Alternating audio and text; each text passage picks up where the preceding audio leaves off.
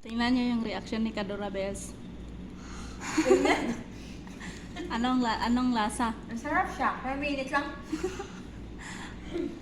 Kain Ayan. na.